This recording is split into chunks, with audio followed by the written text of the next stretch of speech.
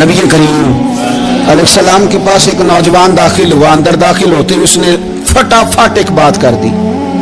کہنے لگا یا رسول اللہ مجھے زنا کی اجازت دے دیں.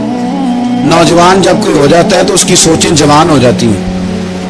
نوجوانوں سے معذرت کے ساتھ نبی پاک علیہ السلام نے نوجوانوں کی حکومت سے پناہ مانگی. نوجوانوں کی حکومت سے پناہ مانگی ہے اس لیے کہ نوجوان بڑی جلدی پیار بھی کرتا ہے اور بڑی جلدی نفرت بھی کرتا ہے. سوچیں مضبوط نہیں ہوتی. نوجوان آدمی جوان آدمی بکھری ہوئی سوچیں ہوتی ہیں. میرے رسول کریم صلی اللہ علیہ وسلم نوجوانوں سے ان کے مزاج کے مطابق ڈیل کرتے تھے, ان کی طبیعت کے مطابق ان کی ذہن سازی کرتے تھے. ہم نہ جوانوں کو وقت نہیں دیتے, ہم مطالبہ کرتے ہیں نوجوان سے کہ وہ ہے نوجوان باتیں بوڑھوں والی کرے. اگر جوانی میں بوڑھوں والی باتیں کرے تو پھر تو شیخ سعدی کہتے ہیں سارے بوڑھے چھوڑ کے اس نوجوان کے پاس بیٹھو, اس کے پاس فیض زیادہ ہے. اگر ایسا ہو جائے, کیونکہ در جوانی توبہ کردن شیوائے پیغمبری, یہ تو اچھی بات ہے, لیکن میرے عزیز اگر ایسا نہ ہو, ایسا ممکن نہ ہو تو پھر نوجوان کو آپ اس کی طبیعت کے مطابق ڈیل کریں. آپ اس کی سوچ دیکھیں, اس کا رویہ دیکھیں, اس سے پیار کریں. ہمارے ہاں ہمارے گھر میں کوئی فون کرے تو ہم غیرت مند بن جاتے ہیں. میری غیرت کو گوارا نہیں کہ کوئی میرے گھر میں فون کرے, اور اگر میں کسی کے گھر میں فون کروں تو پھر غیرت کدھر گئی؟ پھر بھی آپ غیرت مند نہیں صاحب, پھر بھی آپ غیرت مند نہیں.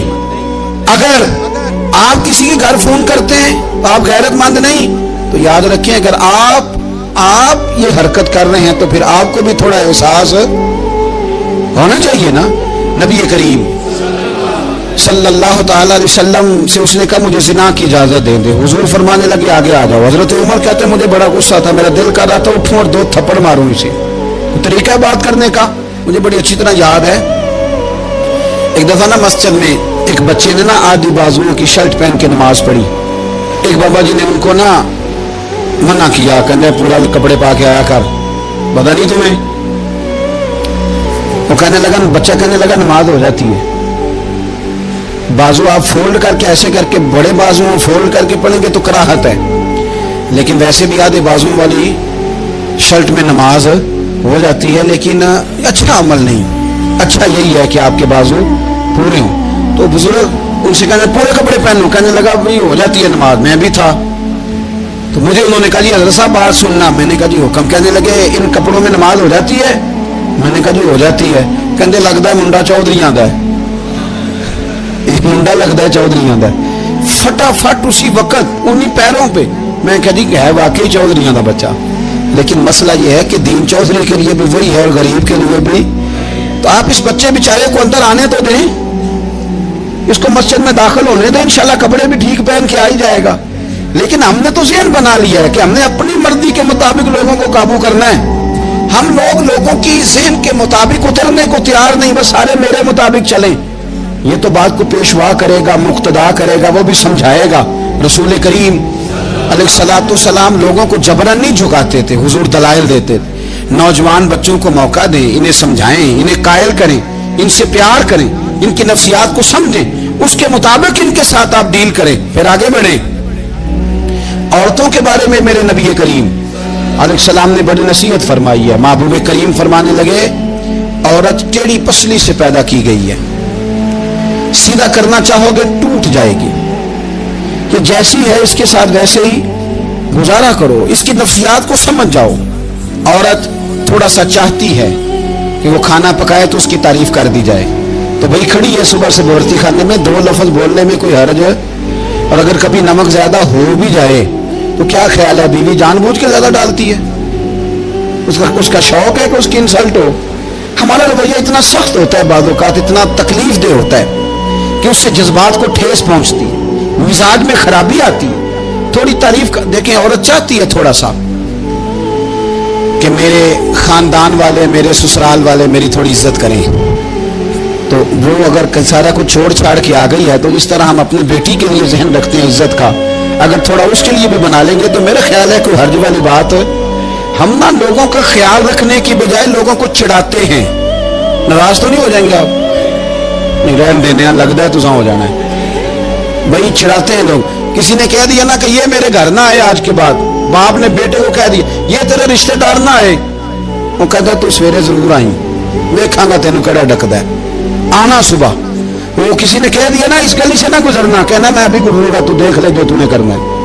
हम लोगों की नफ्सियात के, बल्कि पता चल जाए ना फलाने को फलां चीज बुरी लगती, उसको लोग जबरदस्ती करते, चिढ़ाते हैं, नफरतें पैदा करते हैं, उसके अंदर गुरूर लाते हैं, मिजाज के अंदर चिड़चिड़ापन पैदा कर दिए। ये काम ना करें। आप अपने लिए क्या ग्राउंड बना रहे हैं कि लोग आपसे नफरत करें, लोग तकलीफ दें आपको। ये नौजवान बच्चे, किसी ने हारन दे दिया गाड़ी का, तो आप इसने गाड़ी पीछे करनी नहीं, वो मां बदौलत को हारन बजा दिया।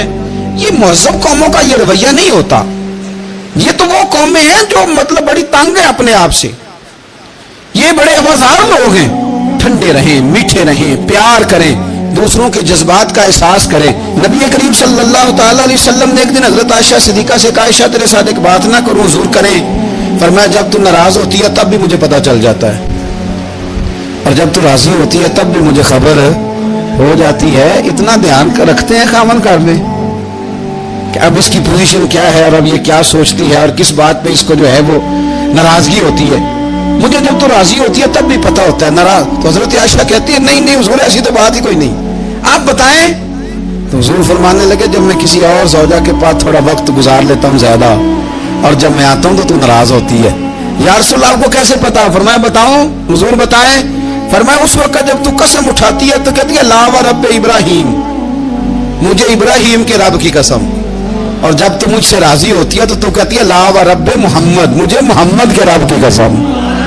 तू फिर हजरत इब्राहिम का नाम ले लेके कि हजरत आयशा कहने लगी महबूबा कुर्बान जाऊं, बात बिल्कुल ठीक है, ऐसे ही है या रसूल अल्लाह, बिल्कुल बिल्कुल ऐसे ही है। जब थोड़ी खफगी होती है तो मैं ये काम, तो हुजूर तो लोगों के मिजाज का ख्याल करते थे, नबी करीम को तो पता होता था।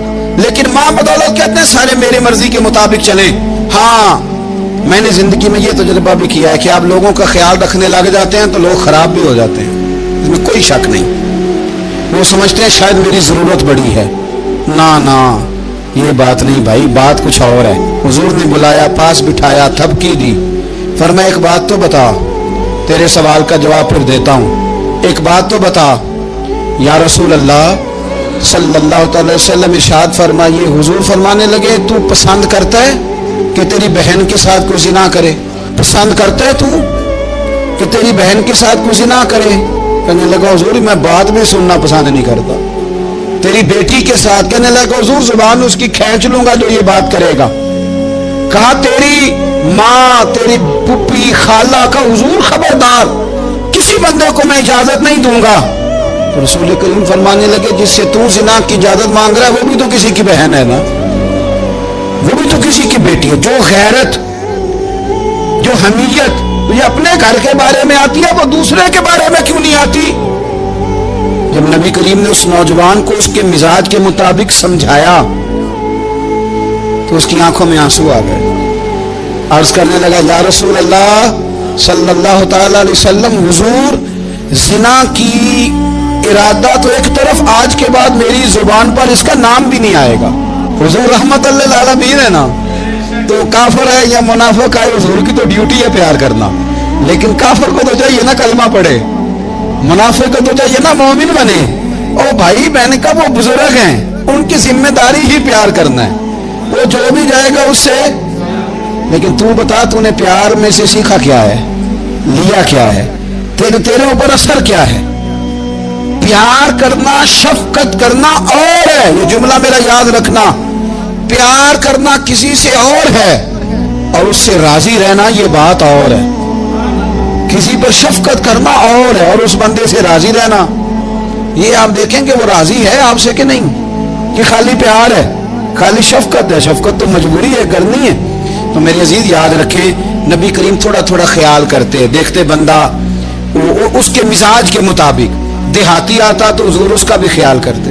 मेरे रसूल पाक अलैहिस्सलाम तो देखते कौन शख्स किस तरह का है, किस रवैये का है, किस अंदाज का है, उसको उसके मुताबिक इज्जत देते, वकार देते, नवाज देते, اس شخص کا اس طرح کا اکرام کرتے. میرے نبی کریم صلی اللہ علیہ وسلم فرماتے ہیں میں نے معراج کی رات میں نے جنت میں ایک محل دیکھا. میرا دل کیا میں اندر سے جا کے دیکھوں, پر اس کے دروازے کے قریب گیا تو عمر فاروق کا نام لکھا تھا. فرماتے ہیں میں نے کہا عمر ذرا طبیعت کا سخت ہے. تو اس نے کہنا ہے قانون یہ ہے کہ پہلے اجازت لو پھر کسی کے گھر جاؤ. چلو ہم نہیں جاتے, عمر سے پوچھ کے چلے جائیں گے. گھر جو عمر کا ہے, نہیں آپ کو سمجھ آئی میری بات کی یار, نہیں سمجھے. جن کے قدموں کے صدقے گھر ملا ہے, اگر وہ یہ خیال کرتے ہیں کہ سامنے والے سے پوچھ لینا چاہیے, نہیں آپ نہیں سمجھے. او بھائی, جن کے برکت سے وہ مکان ملا ہے, اگر وہ مزاج کا اتنا خیال رکھتے ہیں تو پھر مزاج رسول کا بھی تو خیال ہونا چاہیے نا. پھر مزاج سنو, پھر نبی کریم صلی اللہ علیہ وسلم واپس آئے. حضور نے بتایا وہ عمر تیرا مکان بڑا پسند ہے یار. میں اندر جانے لگا تھا, دروازے پہ حور بھی بیٹھی تھی, جانے لگا تھا اندر, تو وہ نا میں اس لیے نہیں گیا کہ عمر قانون بڑا پابند ہے. اس نے کہنا ہے کہ قانون تو اجازت لے کے جاؤ, تو عمر رو پڑے. عرض کرنے لگے حضور میں کہاں اور جنت کا مکان کہاں. مختصر سی میری کہانی ہے, یہ جو بھی ہے آپ کی مہربانی ہے. تو حضرت عمر رو پڑے. لیکن میرے رسول کریم صلی اللہ علیہ وسلم اب اتنا حضور خیال کرتے تو جناب عمر پتہ کون تھے. جرأت نہیں تھی کسی مائی کے لال کی کہ عمر کے سامنے کھڑا ہو سکے. ہاں جس کے سامنے شیطان نہ ٹھہر سکے, نکل جاتا ہے شیطان بھی. لیکن صحابہ کہتے ہیں جب کبھی حضور کے چہرے پہ شکن آتی تو اتنا وجود ہم نے کسی کا کامتے نہیں دیکھا جتنا عمر کانپا کرتے. کب کبھی طاری ہوتی تھی. وہ دلیر میں کہیں اور ہوں, یہاں تو میں غلام ہوں, یہاں تو میں نوکر ہوں. دعا منگیا کرو سنگیوں کتے مرشد نہ روس جاؤ. رو پڑتے. اور طریقہ کیا ہوتا, زمین پہ کونیاں رکھ کے, نہ کونیاں گھٹنے, اب میں آپ کو کر کے کیسے دکھاؤں, حدیث صحیح میں موجود. یہ کونیاں زمین پہ رکھ کے نا, جیسے بچے نہیں چلتے, کونیاں دونوں زمین پہ حضرت عمر رکھ دیتے اور یوں کونیاں رکھ کے تو یوں ہاتھ باندھ دیتے حضور کے سامنے. نیچے کونیاں اور ہاتھ باندھتے اور پھر روتے. جب حضور ناراض ہوتے تو کسی اور سے ناراض ہے نبی پاک, عمر سے نہیں, تو یوں دونوں ہاتھ بچھا دیتے, یوں ہاتھ باندھتے اور کہتے رضیت باللہ ربا وبالاسلام دینم ونبینا محمد صلی اللہ علیہ وسلم. یا رسول اللہ میں بڑا راضی ہوں کہ اللہ میرا رب ہے. حضور میں بڑا راضی ہوں, حضور میں بڑا راضی ہوں کہ اسلام میرا دین ہے.